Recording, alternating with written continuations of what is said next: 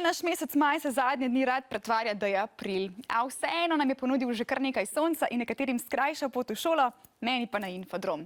Ta je veliko hitrejša, če noge položite na koleščke. Kako in zakaj smo se pozanimali na osnovni šoli Danije Kumar.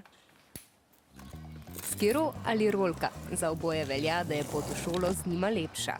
V šolo grem z rolko, ker je hitrej, pa tudi zabaven. Ni dolg čas, kot če gre sam pešno.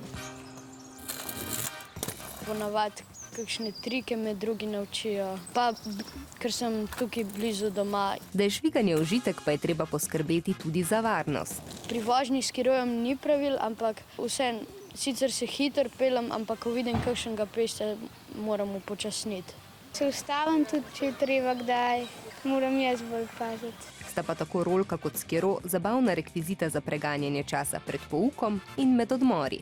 Sošolci me vprašajo, če se lahko tudi oni peljejo, sam tam gremo na žid. Veliko me to sprašuje in pa moram vsem pač posojati. Jaz jim dovolim, zato tako skoraj nikoli nimam svojega skiroja. Če hočemo, da nam poti v šolo ne podaljša kakšen dolgoprstnež, pa je dobro za svoje prevozno sredstvo tudi poskrbeti.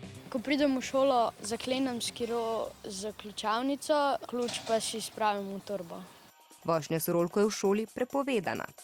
Pa ne smeš je pustiti kar primer na stolu ali pa pod mizo. Moraš dati v omarico, da je nevarno. In tako ni skrbi, da bi zamudili pouk, kaj šele odmor.